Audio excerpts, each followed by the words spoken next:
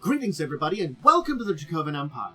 Are you ready to dive back into the world of Golarion, the setting of a Pathfinder role-playing game system? I hope you are. So grab my hand. I'm your host here and guide, Tian Xia and Dracovin, as we plane shift and gate our way over to Golarion once more to explore another end system, the Tanuki. So grab my hand, leading you through the gate. Remember to, of course, tip and support your host and guide here with some liking, subscribing, and the bell, as we gate our way to Golarion once more. Oh, geez, we've arrived.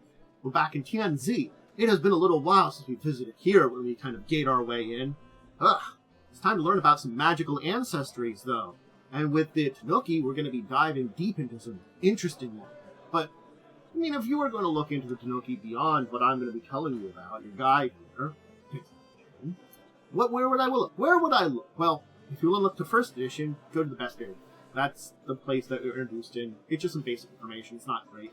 You really want to look to the Tian Xia World Guide and the Tian Xia Character Guide that came out recently in the last year to really dive deep in, as of the time of this video, to really dive deep into what's in there and information about the Tanuki. So that's my high recommendation for sources. Alright, well, let's begin. Let's begin talking about the Tanuki, because they are interesting. Tian Xia is a place that has a lot of magic to it, and there are many magical ancestors. Tengu, Kitsune, Yakshas, Yaoguai. All of them have a lot of regard, and oftentimes use their gifts responsibly, meaning that they find a great place within a lot of the Tian Xia societies. Tanukis don't. These shape-shifting raccoon dog-like humanoids use illusion and transformation the way that they believe everyone should. For fun. Pranks are great, practical jokes, especially those that allow them to take the high and mighty down a notch, shows them that life is like for everyone. Other people might take pride in their storied histories, noble traditions, intricate ceremonies. Tanuki take pride in simplicity and disregard the world's many rules. Some might say that this reduces them to being very uncouth rubes, but Tanuki feel like it's a version of being very cultural. One must know a rule to bend it, and one must know a norm to break it. So it's kind of this idea that they understand everything, you just choose to have some fun. That being said, being laid back can cause no end of trouble for themselves or for others. The focus on living in the moment can also mean that they have brought low by a problem they could have solved earlier. I'll take care of it later. Oh, it got a lot worse. At the end of the day, Tanuki doesn't really come out on top. And even if their victories tend to be mixed with small defects and embarrassment. So, it's not that they're not going to win. They're just not going to be at the top of the pile. They're just going to, maybe they're going to come out on, victory. It's just going to be a tough victory. So, yeah. It's that kind of thing that accidental things or partial successes are very big within them. And if Tanuki is just fine with that kind of outcome. There's a truth to the world that they know in their bellies. But the ups and downs in life are just a big joke. And if everybody's going to be made a fool of the end, you might as well be the fool who gets to dance and have fun along the way. Well, it's a party, and Tanuki intend to enjoy it as much as they can before their luck inevitably runs out. Very interesting viewset on the world.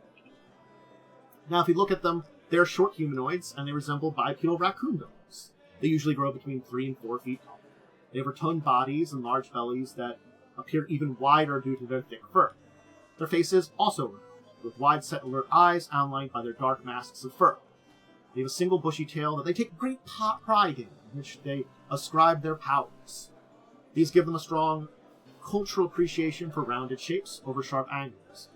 The Ruma dolls, circular doors, the moon, all things that are very important. They often wear simple, rustic clothing, opting for plain garb over elegant frills or shiny jewels. They are known to go all out for festivals or celebrations, which they see as the perfect opportunity to enjoy life to the very fullest. And many take carry a red vest and dancing towel in case an impromptu party breaks out. Gotta be ready for a party. And this is one shapeshifter thing, as I said. Prominent shapeshifters and illusionists. Now, Tanuki know that. Among Golarion's people, they're underdogs. They have neither the mastery of the heavens that something like a Tengu would have, or the divine favor that a Kitsune would enjoy. That being said, they know they have the support of each other. They build tight-knit communities where everyone knows each other's names. They tend to exist on outskirts of villages, often in abandoned warehouses or farms or nearby temples or public buildings. When Tanuki societies overlap with those of other people, then usually functions seen within their own code of honor, rarely noticed by it. They usually function unseen with their own code of honor, trying not to be noticed by those in power. Basically, if they are within another society, they are kind of on their own, and they don't do anything to fuck with the society as a whole. They do love celebration, as I mentioned. And small accomplishments will result in a party. A project such as building a new bridge might have a kickoff ceremony, a toast when the plans are decided, a moral lunch when the workers are assembled, a banquet upon finishing the bridge, and a festival to dance over the bridge when it opens to the public. This proclivity is sometimes brought up for a reason why Tanuki endeavors take an indeterminately long time. Some also failing spectacularly along the way. But they also feel important to celebrate the small victories they can. Besides, it's community bonding, and forging that bonding among the participants are a big part of the project as actually whatever they're putting together.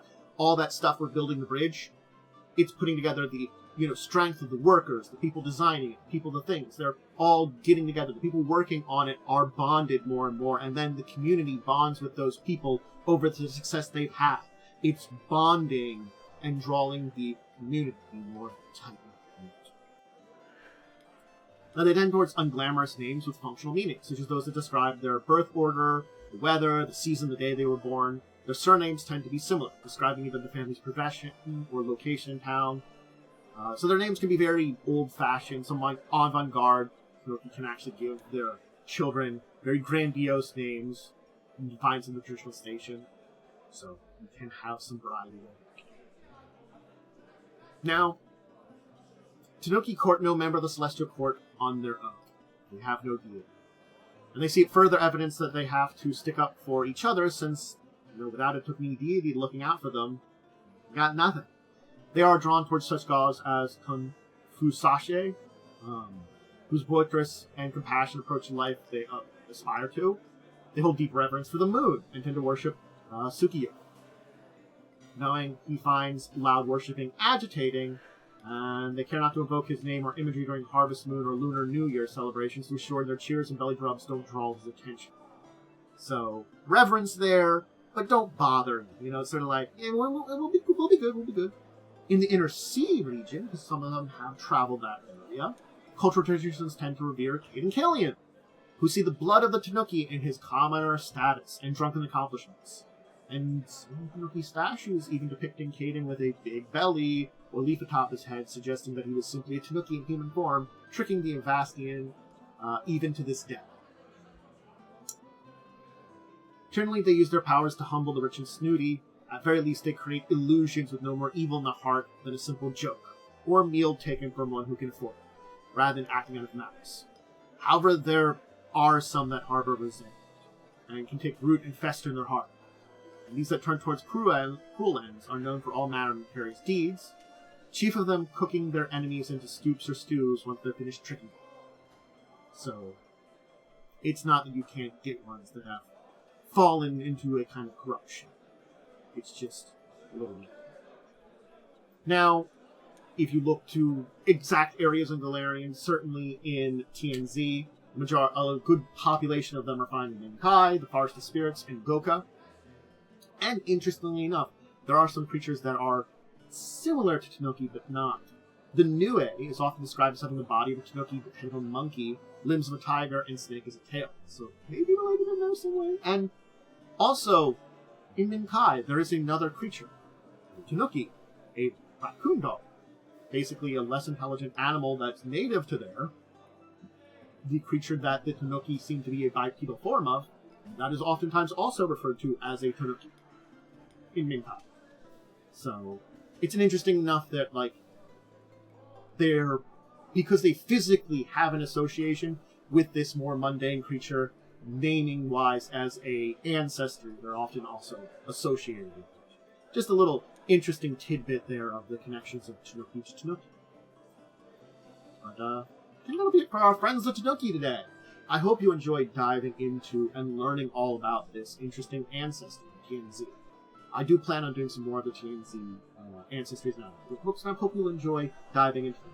They're an interesting lot because they are a little bit more standoffish. They, again, use shape-shifting powers to hide, and especially hide amongst other groups. They have their own little close-knit societies and places that they build, but certainly speaking, you might not even know there's a group of Tanuki living in your city or settlement. They just get by. And yes, maybe the odd prank or something could be blamed on an individual that may exist, and someone may be able to find out that it was a Tanuki at heart. But again, you always get pranked by someone else too. It doesn't have to be a Tanuki. Maybe you'll blame them. But that also might imply just one. Not a group. It's the interesting thing that they are apt at what they do, and good at kind of hiding themselves away and to keep to themselves, but also support each other. And I think that's the interesting thing too. They've got that deep in them, that community, and it's very strong. They don't look to a lot of outside sources for help. They look to themselves, to each other, to those next to them, to build that strength. It's a very respectable thing, the Tanuki society. I do hope you enjoyed diving into that day. As I said, I will do more of Tian Xia ancestries. I still have some more ancestries to take care of. I've been running through a lot of them if you've been watching this series, and I hope you've enjoyed it. I enjoy diving into these, talking about their societies, their kind of setup in Golarion, and all that kind of stuff. That's very interesting. They're fun. They're fun to talk about, and I will do some more. Now, if you want to check out any of my other stuff as I do it live or put it up on YouTube, all my tabletop stuff goes up on YouTube. But for seeing it live, I do have a schedule. And again, that schedule also does include the YouTube uploads. That's over on my social medias, my Discord, Blue Sky, Twitch/X, or Twitter/X. And I do put that also up on my YouTube. All my social media is a good place to keep the changes in this schedule, which is usually put on a Monday, or updates and kind of things like that. Also, like live plays of tabletop stuff. Anytime I'm doing any of these kind of videos like this, discussing tabletop Saturdays at 6, all my important stuff. So go check that out. Check out my social media. Follow there. Great stuff.